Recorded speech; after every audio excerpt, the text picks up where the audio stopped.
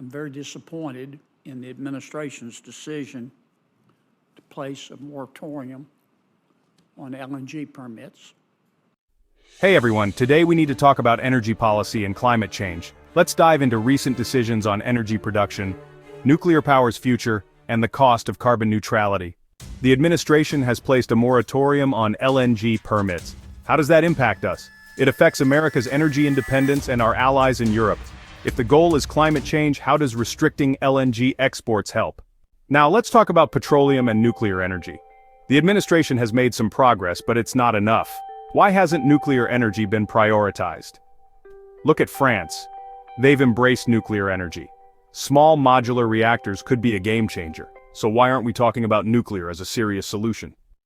And that's an explanation to the American people about what we're doing, why we're doing it, the costs of doing it, and the benefits, and the trade-offs.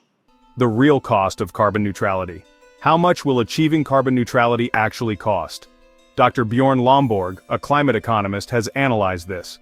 The world would need to spend around 1% of its global GDP annually to achieve carbon neutrality by 2050. That's about $27 trillion each year. Lomborg suggests focusing on mitigating climate change effects. There's a gentleman by the name of Dr. Bjorn Lomborg. He is a visiting professor at Stanford. He's head of a think tank in Europe called the Copenhagen Consensus. He is basically a climate change economist. And in peer-reviewed studies, he predicts, for example, that in order for us to be carbon neutral, and not just the United States and the world, by 2050, and to maintain it through 2100, it will cost about 1% of the world's, not America's, but the world's GDP. What if other countries don't participate?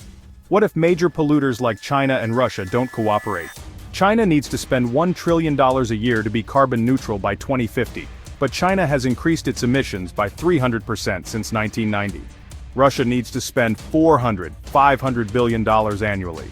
Will Putin prioritize climate change over defense, developing countries, and the energy transition? What about developing nations? They want economic growth and better lives. Fossil fuels are cheaper than renewables. Will wealthier nations subsidize their transition? The need for transparency. This is where we need real leadership. The American people deserve to know the full picture. People are already starting to push back. The government mandated heat pumps, and now citizens are realizing the cost. Not surprisingly, they're pushing back. Conclusion. Energy policy balances environmental responsibility with economic reality. We need transparency, logic, and fewer empty promises. Let me know what you think in the comments. Thanks for watching, and I'll see you in the next video.